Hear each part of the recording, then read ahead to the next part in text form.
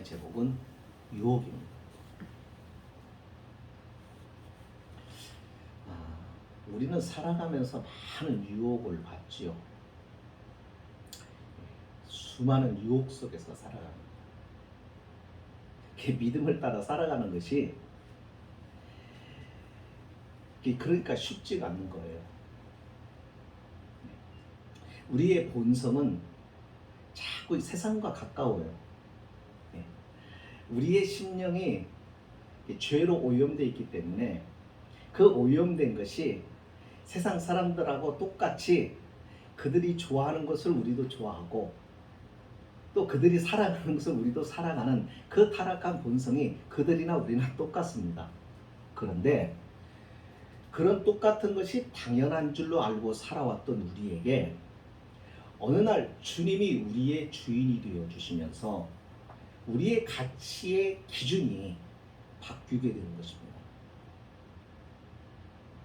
그러니까 일반적으로 사람들이 좋아하는 것이 우리에게 좋은 것이 아니고 그들이 소중하다고 가치 있다고 여기는 것이 그것이 가치 있는 것이 아니구나 하는 것을 우리가 주님 안에서 믿음으로 새롭게 깨달은 것이 있기 때문이죠.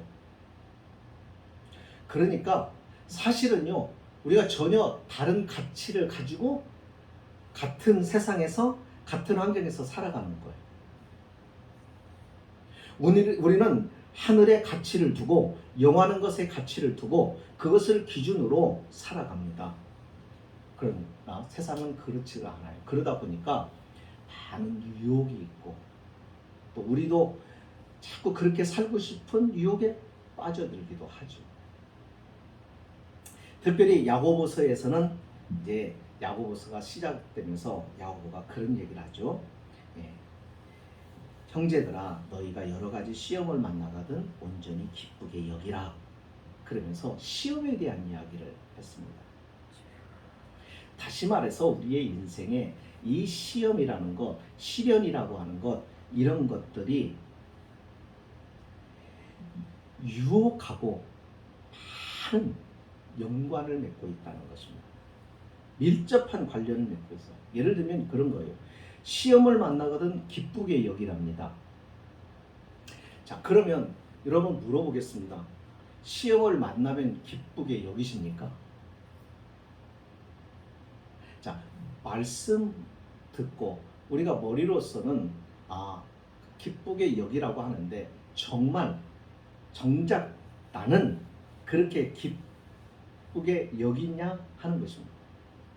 시험이 오면, 시련이 오면 기쁘게 그것을 받아들이느냐는 거죠. 지난주에 말씀을 드렸죠. 저지난주에도 계속 이어서 말씀을 드리는 거지만 이것이 왜 기쁘다고요? 거기에는 하나님의 숨겨진 비밀이 있고 또 그것을 통하여 하나님이 우리를 어떻게 하실 그런 계획과 그 속에 담겨져 있는 하나님의 모든 비밀들이 속에 숨겨져 있는 것이기 때문에 그것을 아는 믿음을 가진 성도는 시련이라고 하는 것, 시험이라고 하는 것, 그걸 겉을 보고 판단하고 작심하고 좌절하고 불평하고 하지 말고 그걸 통하여 이루실 하나님의 비전을 보고 어떻게 하라는 거예요? 그걸 보고 기뻐하라. 그것을 기뻐할 수 있는 믿음이나 내게 그와 같은 능력이 없거든 어떻게 하라는 것입니까?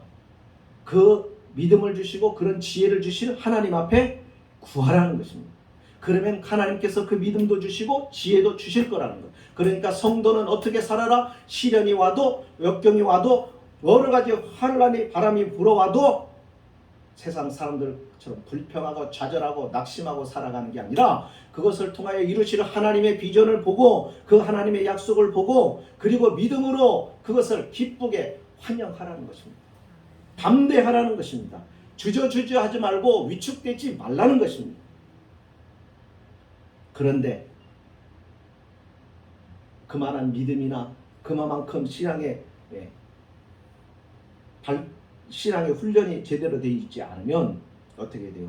대부분은 그런 시련이 오면 화가 나요. 짜증이 나요. 또 그러다가 실망을 합니다. 낙심을 하고 낙담을 하고 인생을 저주하고 부모를 원망하고 이 사회를 탓하고 그러면서 살아갑니다. 그때요 유혹이 옵니다. 그때 유혹이 찾아옵니다. 그래, 너 그렇게 믿어도 하나님도 그렇게 봐주시더냐? 너 그렇게 신앙생활 하려고 하는데 왜 하나님은 뒷짐지고 계시냐? 그러면서 우리의 마음에 하나님은 정말 계실까? 계시다면 하나님은 나를 버리신 거 아니야? 그렇지 않고서 나를 이대로 이렇게 둘 수가 있어? 하나님이 계시다며, 살아계시다며, 내 시험 소리도 듣는다며, 그러면서 우리는 하나님을 원망할 수도 있어. 그러면요, 믿음은 다시 시련을 겪게 되는 것입니다. 우리의 신앙은 흔들리기 시작하는 것입니다. 여러분. 그러면서 성도는 하나님과 멀어지게 돼요. 이와 같은 상황 속에서도요, 우리는 무엇을 기억해야 되냐면 12절에 있는 말씀, 생명의 면류관을 기억하고 이 시련을 이겨내라는 것입니다. 여러분, 우리가 살아가면서 많은 유혹을 겪게 됩니다. 그러면 믿음 안에서 살아가는 성도들이 유혹을 어떻게 맞이해야 할까? 그리고 그 유혹에 대한 책임은 누구에게 있는 걸까? 유혹의 본질이라는 것은 무엇이고 유혹의 그 결과 끝은 어떻게 될 것인가? 우리가 그것을 알고 믿음 생활을 해야 하는 것입니다. 그것을 모르고 하니까 우리의 신앙이 흔들리는 겁니다. 유혹 앞에 처참하게 무너져 버리는 것이죠. 여러분, 우리가 죄를 지었을 때 우리가 연약하니까 죄를 지어요. 세상에 아무리 믿음이 좋아도 인간이 가지고 있는 한계라는 것이 있습니다. 아무리 신앙이 좋아도 넘어집니다. 아무리 신앙이 좋아도 죄를 짓습니다. 이게 어쩔 수 없는 인간의 한계예요. 자, 그럴 때 사람들에게 나타나는 자연스러운, 아주 지극히 자연스러운 반응이 뭔지 아세요? 나 죄 안 졌어. 죄를 부정하는 것일까요? 죄를 지었을 때 나타나는 가장 자연스러운 반응이 자기 죄를 부정하는 게 아니라 그 책임, 죄에 대한 책임을 다른 사람, 환경에 돌리는 것입니다. 이게 많은 사람들이 하는 일들입니다. 우리도 그렇습니다. 예를 들면 나의 가지고 있는 내가 욕정, 그것을 탓하거나 또는 그 유혹의 자제력을 잃어버린 그것을 탓하거나 아니면 이 유혹에 넘어지도록 꼬였던 마귀를 탓하거나 그렇게 탓을 합니다. 자, 그러면 여러분 이것을 탓하는 것을 가만히 보세요. 그러니까 이 말은 무슨 얘기예요? 나에게는 책임이 있다는 얘기예요? 없다는 얘기예요? 없다는 얘기예요. 우리는 우리 자신을 입으로 나는 책임 없어 라는 건 이야기 않지만 우리의 행동이나 우리의 하는 모든 제스처가 뭘 얘기하는 거예요? 그 유혹을 내가 받고 그 유혹의 죄를 내가 빠져놓고 그리고 그 책임은 나는 없다.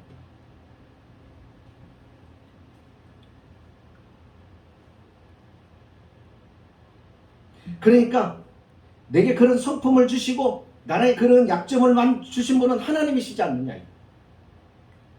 내게 이런 환경을 주셨지 않느냐. 내게 그런 부모를 주셨지 않느냐. 한마디로 책임을 하나님께로 돌린다는 것입니다.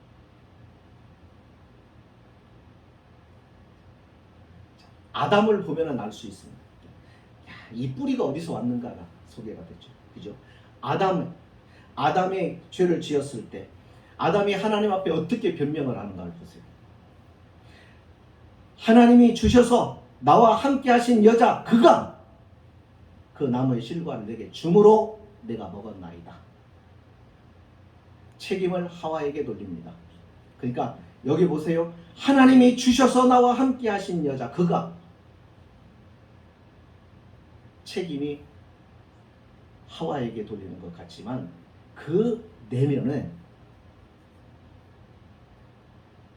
마음의 화살이 하나님을 향하고 있습니다. 그러면 하와는요, 뱀이 이렇게 말합니다. 이처럼 사람들은 자기 죄에 대하여 하나님을 탓합니다. 그리고 그분의 주권 안에 있지 않느냐, 그분의 예정 가운데 있는 것 아니냐 하면서 핑계를 대며 타고난 자신의 성격이나 이런 환경이나 또 다른 사람을 탓합니다. 하지만 이것들은 자기의 의를 드러내려고 하는 변명에 지나지 않는 것입니다.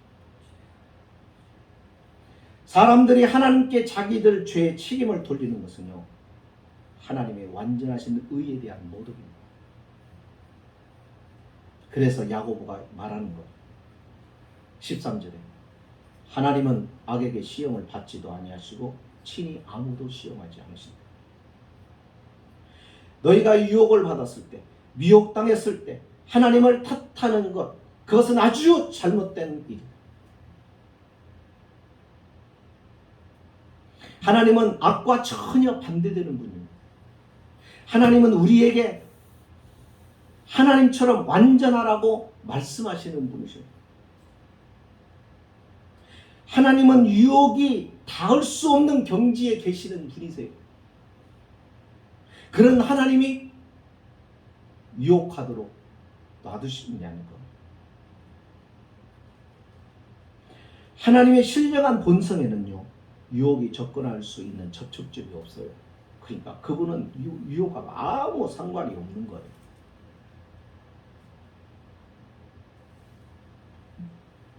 죄를 짓도록 꾀있게 하는 것은 우리를 죄를 짓도록 우리를 자꾸 유도하는 자는 마귀입니다.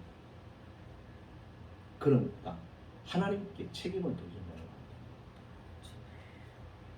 우리가 죄를 짓고 그 죄의 결과로 인하여 어떤 시련을 겪거나 또 그것으로 인하여 우리가 힘이 들거나 또 그것 때문에 어떤 문제가 생기거나 그랬을 때 자꾸 우리는 탓하면 안 됩니다.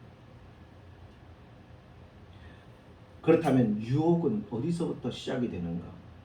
오늘 14절의 말씀을 보십시다. 뭐라고 말씀하고 있는가? 자세히 보세요. 오직 각 사람이 시험을 받는 것은 자기 욕심에 끌려 미혹됨이니.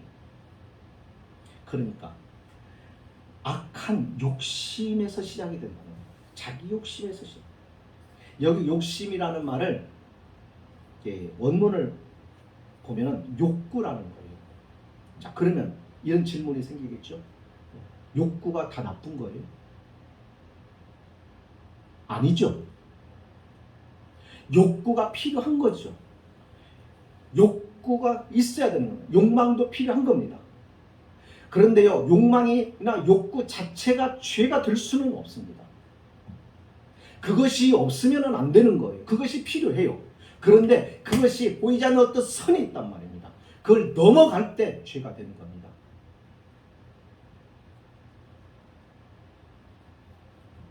여기서 야고보가 말하는 것은 바로 그 나쁜 욕심을 말하는 겁니다. 나쁜 욕구를 말하는 것입니다.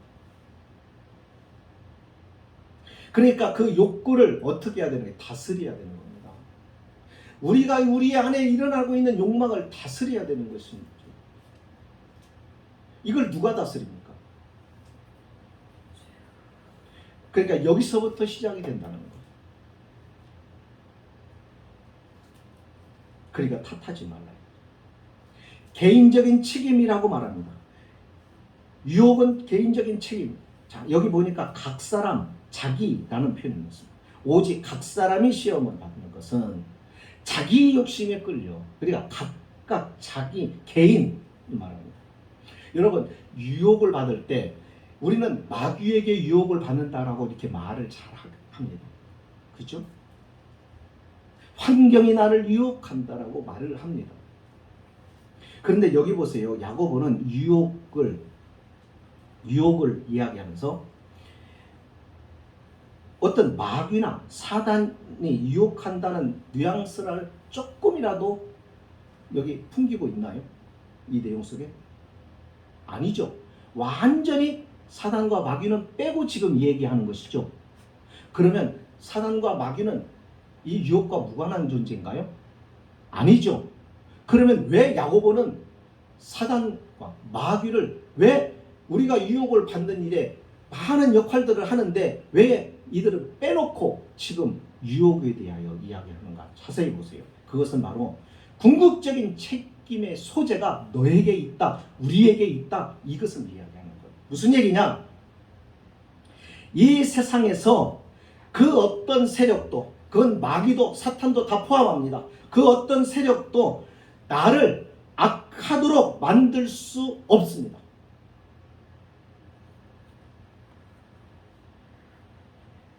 잘 들으셔야 됩니다. 이게 무엇을 말하는지.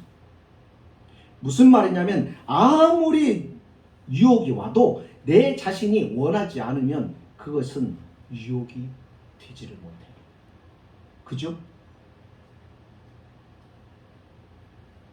그러니까 마귀가 아무리 힘이 있어 우리를 유혹을 해도 우리 안에 그것을 원하지 않으면, 원하는 마음이 없으면 되게 그것은 유혹이 되지 않고 죄가 되지 않게 됩니다.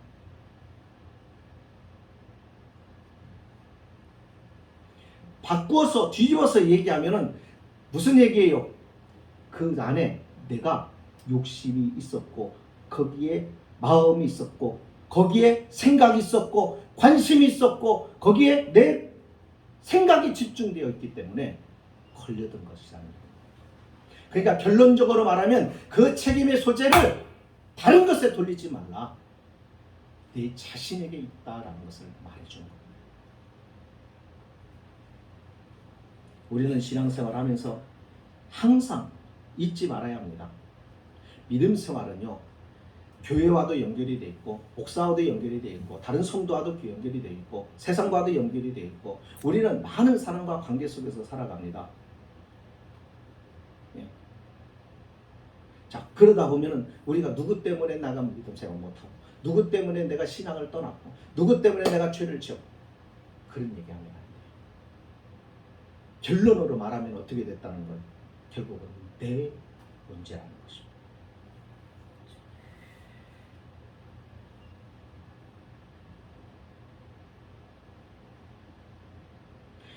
자신들이 원하기 때문에 죄를 지었다는 것입니다. 그렇다면 환경이나 이런 마귀들은 그럼 뭐냐? 환경이나 마귀의 세력들은 그 죄를 더 매력 있게 꾸며주는 그런 역할을 하는 거죠. 자, 예수님을 비교해 봅시다. 예수님이 40일 금식 기도를 하고 내려오셨습니다. 40일을 육체를 가지고 있는 몸을 가지고 40일을 먹지도 마시지도 않았으면 가장 먼저 심리적으로 그리고 몸이 요구하는 게 뭐겠어요? 먹을 것이죠. 그러니까 마귀는 먹을 것 가지고 예수님을 시험하는 것입니다. 그런데 예수님이 시험에 들지 않는 것은 예수님의 관심은, 예수님의 마음은 먹을 거에 없었어요. 그분의 관심은 늘 하나님께로 향해 있었어요. 그러니까 유혹 자체가 안 되는 거예요. 그러나 바꾸어서 우리에게 만약에 그랬다고 하면 어떻게 됐을까요? 우리는 벌써 관심이 여기에 가 있는 것이죠. 그래서 마귀가 우리를 시험할 때, 유혹할 때, 미끼를 던질 때 꼭 하는 게 뭐냐면 우리의 약점, 내가 가지고 있는 허점을 정확하게 보고 우리 낚시를 하지 않습니까? 돔을 잡을 때 하고 다른 물고기를 잡을 때, 붕어를 잡을 때 미끼가 같습니까? 달라요. 다른 미끼를 쓰는 거예요. 미끼를 쓸 때 돔을 잡으려고 하면은 새우로 가요. 왜요? 돔이 새우를 잡아먹어요. 새우를 무척 좋아하거든요.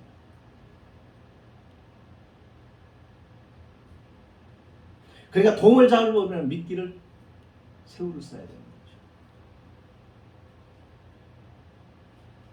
하지만 마음이 거기서부터 떠나면 그 어떤 유혹이 와도 이겨낼 수 있습니다. 그러니까 우리의 신앙생활을 잘 보십시오. 왜 우리가 믿음 생활하면서 죄에 빠지느냐면 거기에 관심을 가지고 있고 거기에 마음을 빼앗기고 있고 거기에 우리의 모든 신경을 쓰고 있기 때문에 유혹 그 자체는 죄가 아닙니다만 유혹은 아주 독특한 능력을 가지고 있습니다. 그래서 금방 유혹은 죄 쪽으로 끌고 갑니다. 그러니까 유혹이 올 때 머뭇머뭇거리면 안 됩니다. 유혹을 뿌리쳐버려야 됩니다. 유혹을 바라보고 유혹과 마주서서 유혹과 시간을 가지고 있으면 100% 유혹에 넘어갑니다. 나는 절대로 유혹에 안 빠져. 천만의 말씀 100% 유혹에 넘어갑니다. 그렇다면 유혹은 어떤 독특한 효과를 가지고 있는지 끌어당기는 힘이 있습니다. 또 하나는 거짓된 기쁨을 우리에게 줍니다. 이것을 쾌락이라고 말합니다. 그래서 처음에는 유혹이 아주 천박하거나 유치하거나 더럽게 느껴지지 않습니다. 그러다가 그 유혹이 약한 것이라고 하는 것을 깨닫고 나는 순간부터는 그 다음부터는 어떻게 보여요? 아주 추악하게 보여요. 우리들의 신앙생활을요, 우리가 그런 부분들을 다 놓치고 신앙생활을 예수 믿는 사람들이 전부 똑같이 이런 영적인 것이나 이런 거룩한 삶에 대한 관심이 없어요. 모두가 다 세상적이고 물질적이고 출세고 다 여기에 관심이 다가 있어요. 아까도 말씀을 드렸습니다. 우리의 가치관이 달라야 되는데 똑같습니다. 세상과 내가 같아요. 저들이 높아지는 것을 원하는 것처럼 우리도 높아지기를 원하고 저들이 잘 살고 부유하는 것이 목표인 것처럼 오늘 우리도 잘 살고 부유한 게 목표인 거예요. 그런데 주님은 그렇게 말씀 안 하시는 거죠. 왜 우리로 하여금 그렇게 살라고 말씀 안 하시는가요? 왜 우리가 세상의 부유함과 부자로 살라고 말씀 안 하시는가요? 왜 세상에 출세하면서 하나님 남의 윗자리에서 통치하고 다스리며 통치하며 살아가라고 높아지라고 말씀하시지 않는가요? 왜 그러죠? 이미 우리는 높아져 있기 때문에 우리는 하늘의 권세를 가지고 있기 때문에 이미 우리는 하늘을 소유한 사람이기 때문에 비교가 안 되는 것이니까 그것을 가지고 세상에 똑같이 그것을 사랑하고 좋아하고 하지 말라는 것입니다. 그런데 우리의 마음이 하나님이 주신 것을 그 부유함과 그 풍성함을 다 잃어버리고 다 기억에서 놓쳐버리고 그냥 세상에 대한 관심이 가득 있으니까 세상의 것으로 유혹을 하니까 넘어지는 거예요.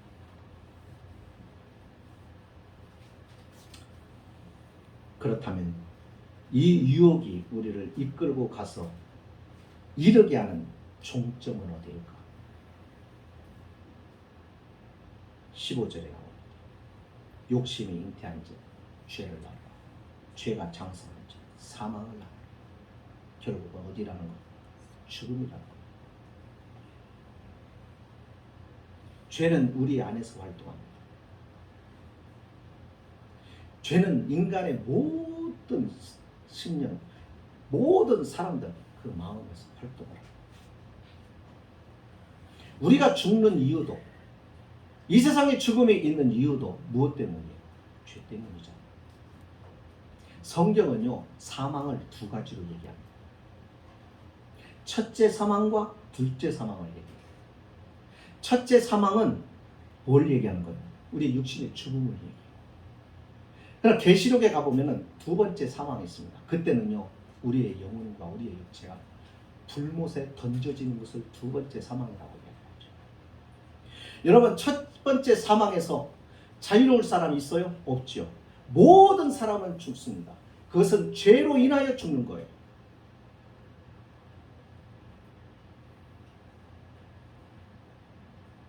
죄로 인하여 죽어요. 하지만 이 첫 번째 사망은 모든 신자들을 위한 그리스도의 구원으로 극복될 수 있습니다.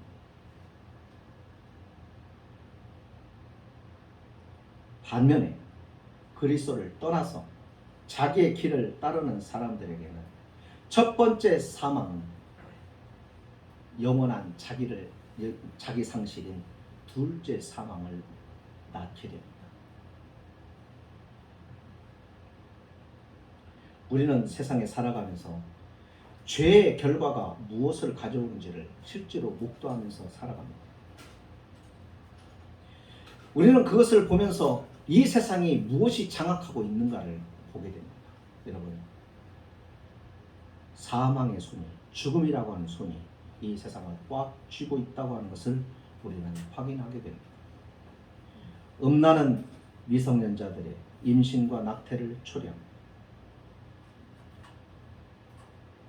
신실하지 못한 결혼 관계는 가정을 파탄시키고 아버지 없는 자식, 어머니 없는 자식으로 길러냅니다.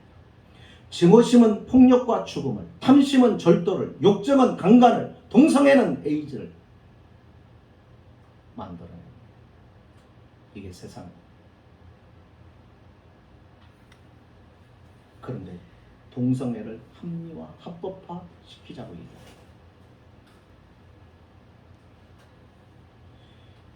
사도 요한은 요한복음 3장 19절에서 이렇게 말합니다. 자기 행위가 악함으로 빛보다 어둠을 더 사랑했다고 말합니다. 이런 세상에서 우리가 살아가는 것.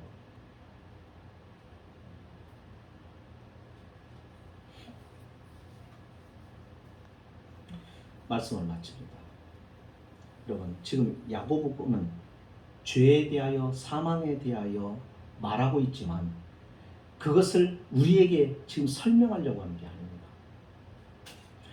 죄와 사망을 지금 말하는 이유는 뭐냐면 이 죄와 사망이 어디서부터 어떻게 들어오는가에 그 루트를 설명을 하는 거예요. 그게 뭐예요? 유혹이다. 그 유혹으로부터 들어오니까 그 유혹을 어떻게 하라고요? 이겨내야 돼요.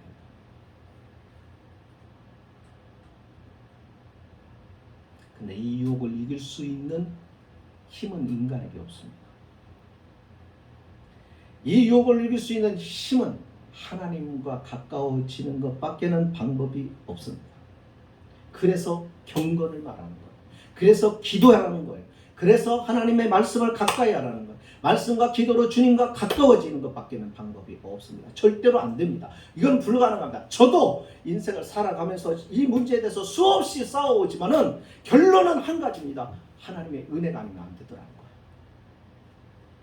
내가 하나님과 가까워지고 친밀해지는 것 말고는 방법이 없더라는 것입니다. 유혹을 이길 수 있는 인간이 없어요. 그러니까 야고보가 말하는 것은 그겁니다. 주님께로 가라는 것입니다. 우리의 마음이 주님으로부터 멀어졌다면 주님께로 다시 그 마음을 주님께로 돌리라는 겁니다. 그렇게 함으로 유혹을 이기게 되고 시련을 이기게 되고 그렇게 함으로 믿음을 지켜내게 되고 그렇게 함으로 생명의 면류관을 얻게 된다는 것입니다.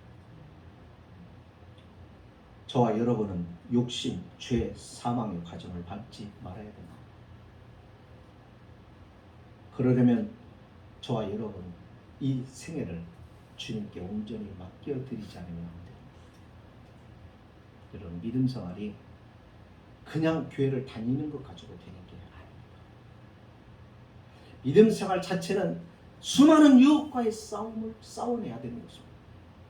이 유혹과의 싸움을 싸워서 승리해야 되는 것입니다.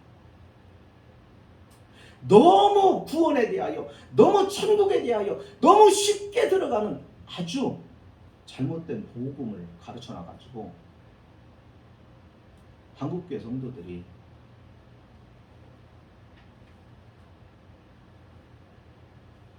그냥 예배당 다니고 11조 생활하고 그러면 천국 가는 줄 알아요.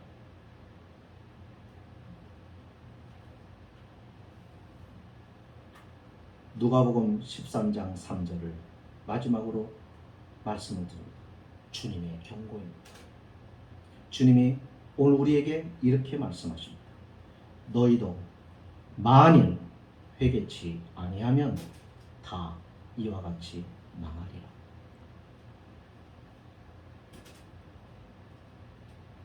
이것은 불신자들에게 하신 말씀이 아닙니다. 당시에 유대인들, 하나님을 누구보다도 신실하게 믿고 섬긴다고 하는 사람들을 향한 경고입니다. 사람들은 내가 믿음 생활 잘한다고 생각합니다. 사람들은 자기가 신앙생활 그래도 나았다고 생각합니다. 나 정도 되면은 나는 천국 가는데 지장이 없고 아무 문제가 없다라고 생각을 합니다. 그런데 주님의 생각은 다릅니다.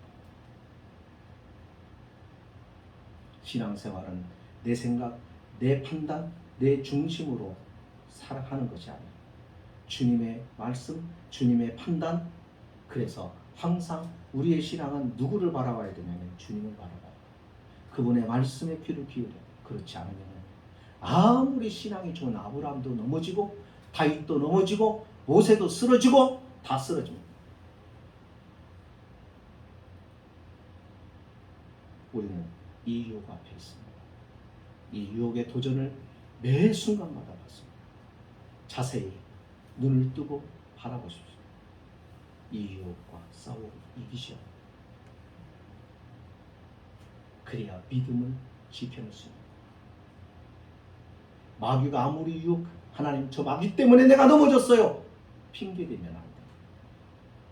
결과적으로 내가 거기에 마음이 끌리고 거기에 생각이 있고 거기에 관심이 있어서 걸려든 겁니다. 책임의 소재는 분명히 나옵니다. 나단 선지자의 지적은 그거였습니다. 다윗을 향하여 바로 당신입니다. 다윗은 자기가 범법자라는 것, 자신이 유혹에 넘어져 하나님 앞에 범죄했다는 것을 그 자리에서 꼬꾸라져 자백하고 자비를 구하고 용서를 구하고 그리고 다시 그는 일어서게 되는 은혜를 입게 되었습니다. 오늘 저와 여러분도 실수가 많습니다. 하지만 그 실수를 탓하지 말고 책임 전가하지 말고 고스란히 가슴에 품고 나의 책임인 줄 알고 하나님 앞에 자백하고 그리고 하나님의 긍휼하심 앞에 자신을 드리면 그분이 나를 바꾸어 주시는 것입니다. 그렇게 우리는 신앙생활을 하는 것입니다. 그렇게 우리는 죄를 이기고 세상을 이기고 유혹을 이기며 살아가게 됩니다. 그것이 믿음 생활입니다. 저와 여러분에게 요구하시는 삶인 것입니다. 기도하겠습니다. 걸어가신 하나님